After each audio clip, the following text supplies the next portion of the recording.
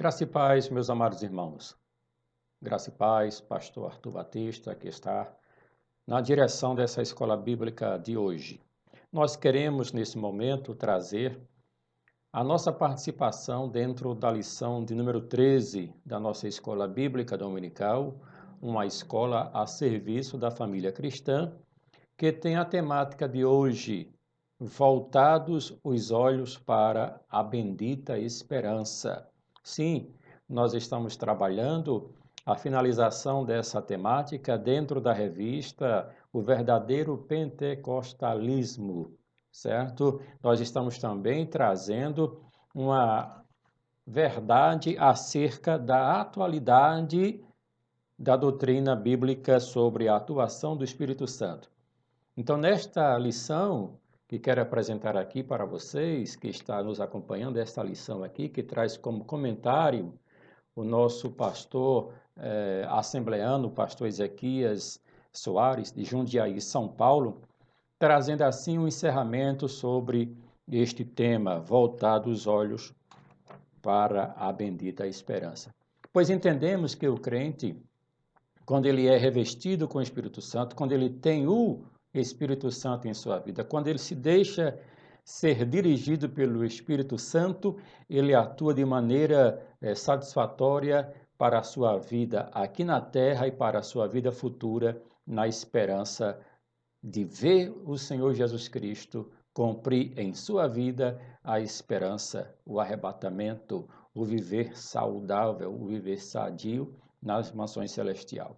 Eu quero vos mostrar nesta parte o que já foi dito pelo nosso pastor Arthur, quando esteve apresentando a temática de hoje, o seu textuário. Nós estamos aguardando a bem-aventurada esperança e o aparecimento da glória do grande Deus e nosso Senhor Jesus Cristo, escrita em Tito, capítulo 2, versículo 13. E também a verdade prática, que é aquilo que deve estar inculcada na nossa mente, para que nós possamos cada dia mais vivê-la, viver 24 horas esta esperança.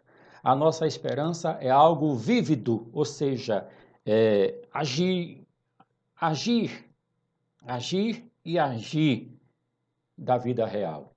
Não se baseia em utopia, em algo que não é inalcançável, nem em imaginação humana, mas em fatos revelados pela palavra de Deus ou na palavra de Deus e confirmados pela história. A história sempre trouxe essa divisão entre o antes de Jesus Cristo e o depois de Jesus Cristo. E agora vivemos esse momento em que nós aguardamos a bem-aventurada esperança, o aparecimento da glória do grande Deus e nosso Senhor Jesus Cristo. Então essa verdade ela é latente em nossos dias porque estamos na urgência de ver o Senhor arrebatar a igreja neste momento de tanta agonia, de tanta dor. E também foi apresentado para nós aí o texto bíblico em classe, naquele cenário em que eles estavam vendo o Senhor já ressurreto, subindo ao céu, se preparando para estar, voltando para possuir, para receber de volta aquela glória, quando os discípulos perguntaram: como vai ser esse dia? Será nesse momento que o Senhor vai restaurar o reino a Israel? De fato, a promessa de um reino, a promessa de um retorno, de um Messias, já estava sendo trabalhada na cultura judaico-cristã, antes mesmo do Senhor Jesus Cristo vir. Ao vir, Jesus Cristo agora amplia o seu agir, amplia o seu poder, a sua graça e a sua misericórdia sobre aqueles que o esperam. Então, que nesta parte o Senhor Jesus Cristo diz assim: não vos pertence saber o tempo ou estações que o Pai estabeleceu pelo seu próprio poder, mas recebereis a virtude do Espírito Santo que há de vir sobre vós e ser-me-ei minhas testemunhas tanto em Jerusalém, Judeia, Samaria e até os confins da terra. Aqui Cristo quis dizer, é sob a ação do Espírito Santo, é na direção do Espírito Santo que nós testemunhamos a palavra de Deus, o agir de Deus e o fazer de Deus, para que essa esperança seja ampliada em nossas vidas na igreja.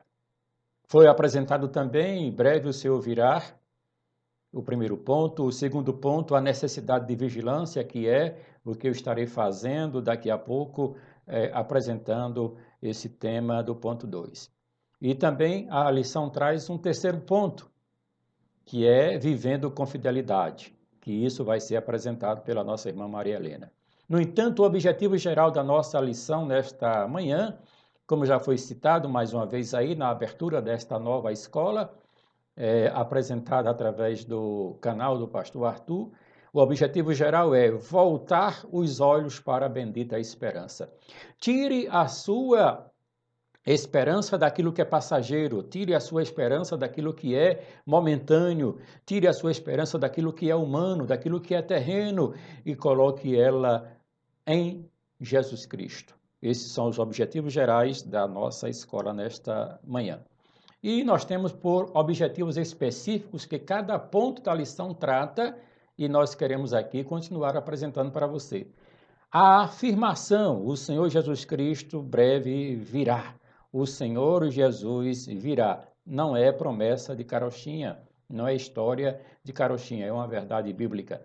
E destacar a necessidade de estarmos vigilantes nesse processo todo até o Senhor Jesus Cristo vir buscar a sua igreja. E o terceiro ponto do objetivo específico é estimular a viver em fidelidade. Ó, como nós precisamos sermos sinceros a partir de mim para mim mesmo, de mim para os meus da minha casa, de mim para os de fora.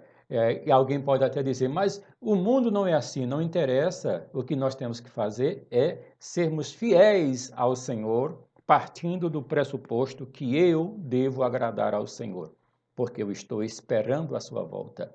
E Ele é fiel na sua palavra, certo? Então, prosseguindo com a nossa discussão nesta manhã, queremos apresentar para vocês o seguinte, o que foi dito por São Tomás de Aquino. A esperança cristã é a espera certa da felicidade eterna. A esperança cristã é a espera certa da felicidade eterna. Nós temos que esperar em Jesus. A expressão bendita esperança se refere à sua segunda vinda, que é a esperança da igreja para alcançar a felicidade eterna. Ao retornar ao céu, Jesus deu a medida certa para que nós possamos estar aguardando a sua volta. Foi o quê? Qual é o ano? Qual é o momento? Qual é a hora? Não, a medida para nós que ele nos deu foi esperança da glória. Ele promete, baseado na sua palavra, que ele promete estar conosco todos os dias, até a consumação dos séculos e, por fim, arrebatar a sua igreja. Que nesta tarde, que nesta manhã, aliás, que nesta manhã você esteja sabendo disso. A vinda do Senhor Jesus é tão certa quanto a sucessão dos dias e das noites, e disso não temos menor dúvida, certo? Então, nesse momento, eu quero apresentar para vocês a necessidade de vigilância. Por que devemos vigiar, estar atento, manter-se vigilante em todo o processo da vida cristã?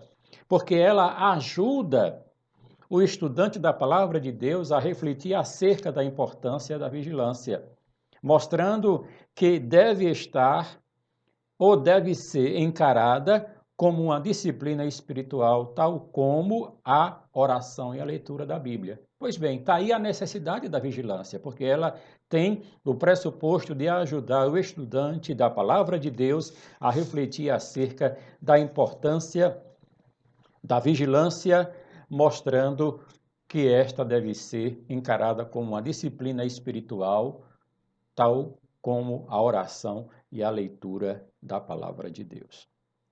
A vigilância se faz necessária porque ninguém sabe o dia da vinda do Senhor Jesus. Entendemos como vigilância ou o ato ou efeito de vigiar o estado de quem permanece alerta, de quem procede com preocupação para não correr risco. Devemos permanecer acordados, atentos ao cuidado de não nos afastarmos de Jesus e guardar a bendita esperança. Esta é a palavra de Deus nesta manhã. E ela nos exorta da seguinte maneira: o Senhor Jesus nos exorta com muita ênfase sobre a necessidade da vigilância. Vigiai, pois porque não sabeis a hora em que há de vir o vosso Senhor. Mateus capítulo 24, versículo 44. A razão disso é porque ninguém sabe quando vai acontecer a sua vinda. Mateus 24, 42. Mateus 25, 13. Marcos 13, 33. Lucas 21 e 36. Essa era também a preocupação nos ensinos dos apóstolos, que mantinham sempre o alerta, mantinham sempre a divulgação desse momento de estarmos sobrios, de não nos embriagar com vinhos do engano, vinhos da contenda, vinhos das falsas doutrinas, vinhos de tudo aquilo que estava permeando os tempos da igreja primitiva. E será que é diferente hoje? Não se envolva com falsas esperanças, não se envolva com falsos discursos, com falsas mensagens. Esteja atento ao que diz a palavra do Senhor para nós nesta manhã. Em 1 Tessalonicenses capítulo 5, versículo de 2 a 6, diz, como também em 2 Pedro, capítulo 1, versículo 8 a 10.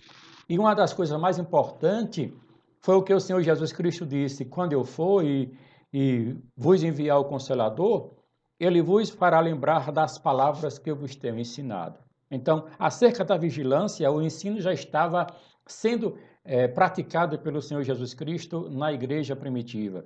O ensino de Jesus nas diversas parábolas, nos discursos escatológicos, como em Mateus 24, Marcos 13, Lucas 21, dá muita ênfase à necessidade de os crentes estarem atentos, vigilantes. Então, essa é a nossa importância nesta manhã.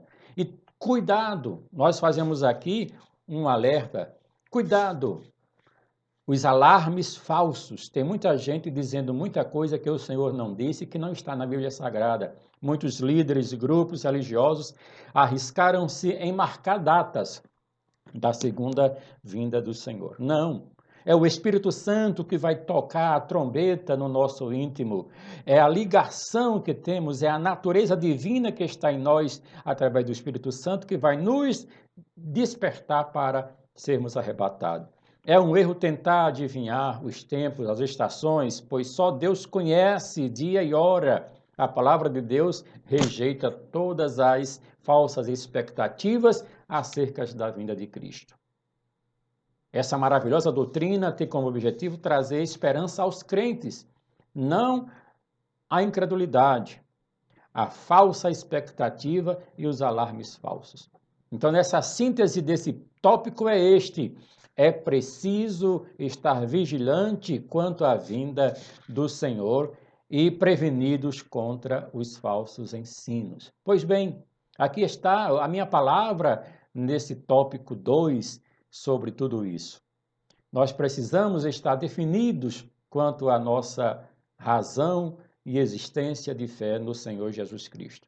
Nós esperamos que você tenha esse grande despertar, olhando para o momento em que estamos vivendo, olhando para o momento do que está acontecendo em nossas vidas, olhando para tudo isso, viver vigilante, viver na fidelidade do Senhor, viver buscando a orientação de Deus para cada um de nós. Você deve refletir a respeito dessa palavra que estamos falando.